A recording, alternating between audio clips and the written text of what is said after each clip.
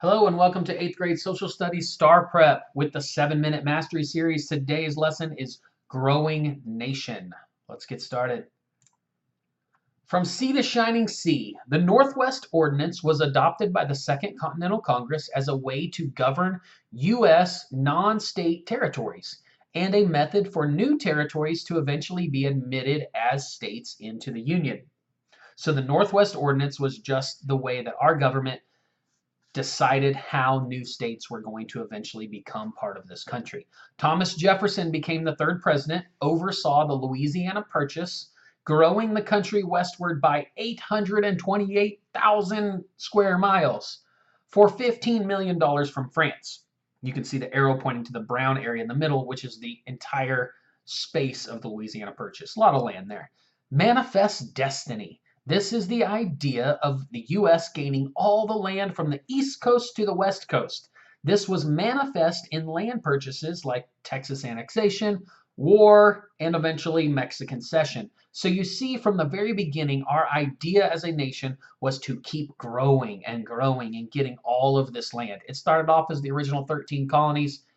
After the Treaty of Paris in 1783, we had a lot of land west of that. But then it continued to grow early on, and that was part of this idea that it was manifest destiny. So in this time period, we came up with what's called the Monroe Doctrine. President James Monroe enacted and used a stance against European colonialism in the Western Hemisphere, stating that no such powers would be permitted to colonize any nation in the Americas, not just the United States, without being seen as a threat of war against the United States. So it was our country saying we don't want any more European powers coming over to anywhere in this side of the world trying to colonize and gain more land. Mexican War and Mexican cession. After Texas gained independence from Mexico, they soon joined the United States as a state, a slave state, by the way. This and President James K. Polk's manifest destiny attitude pushed the U.S. to war with Mexico, claiming Mexican aggression on our land. Maybe didn't quite happen exactly that way, but the United States used forces near the Mexican-Texas border as a way to incite violence, and eventually, thanks to James K. Polk and the idea of manifest destiny, we went to war with Mexico. The United States fought Mexico, quickly defeated them, eventually forcing Mexico to cede 1/3 of their land to the United States. So the United States gained a massive chunk of land once again. Those are the states or the territory that became New Mexico, Arizona, California, Utah, Colorado, and even parts of Wyoming. War began here with the Battle of Palo Alto and ended with the Treaty of Guadalupe Hidalgo.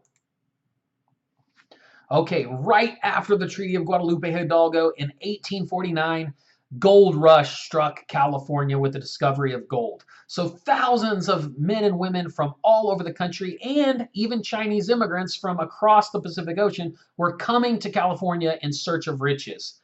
The fast growth of California and the Oregon Territory, acquired from Great Britain in 1846, by the way, so shortly before this fast growth of populations led to eventually the Transcontinental Railroad. Railroads were being built in the east, and at this point, railroads finally expanded all the way connecting the West Coast to the East Coast.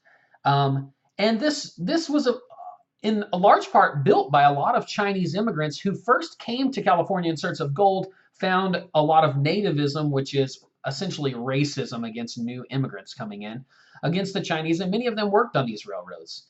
In the 1800s, you can see a little bit of this is cut off. I apologize for that. In the 1800s, thousands of German and Irish immigrants, those Irish immigrants came essentially because of a potato famine looking for new opportunities, migrated into eastern and northern states, many working in factories and living in cities due to industrialization.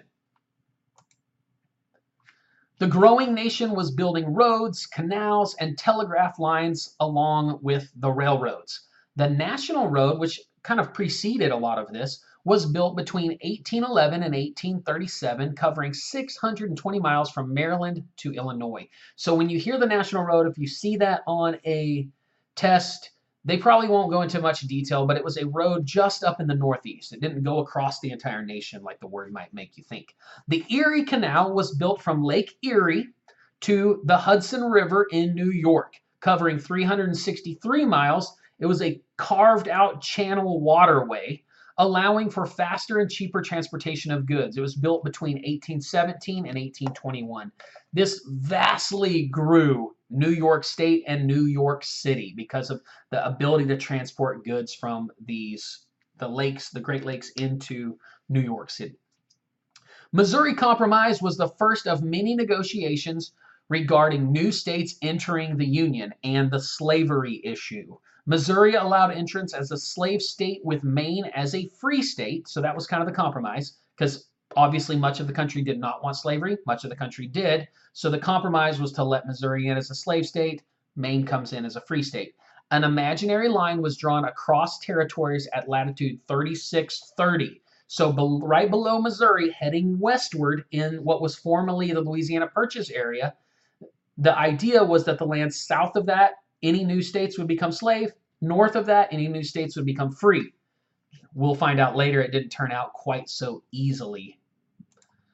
Let's get to some questions. As always, when I read the question, you click pause, then you answer it. Then once you've got your answer, click play and find out if you're correct. The completion of the Erie Canal played a key role in which development?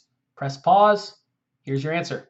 New York City is where the Erie Canal ended up, and New York City became a vital commercial center with the country's busiest seaport because of the Erie Canal. United States in the mid-1800s, industrial development expanded, blank, then overcrowding, pollution, and crime became widespread. Reform movements were organized to address social problems. Which sentence best completes this diagram? Press pause. Here's your answer. Cities grew rapidly during this time, right? As industrialization grew, cities grew. Which factor encouraged more immigrants to settle in northern states than southern states during the mid-19th century? Go ahead and press pause. Here's your answer. Southern states had smaller industrial sectors. We always talk about northern states having large industrial sectors. This is just the inverse of it. So that's why many of the immigrants settled in the northern states to go to where the industry was. Next question. Which of these was a primary reason Chinese immigrants came to the United States in the 1850s? Press pause. Here's your answer. To seek gold. That's why the Chinese initially came over, just like a lot of people came to California right after 1849 and to the western United States. Which reason did the United States give for declaring war against Mexico in 1846? Press pause. Here's your answer. To defend U.S. territory against Mexican aggression. That was the reason we said anyway. All right, that's it for this lesson. Thanks for your participation, and we'll see you on the next one.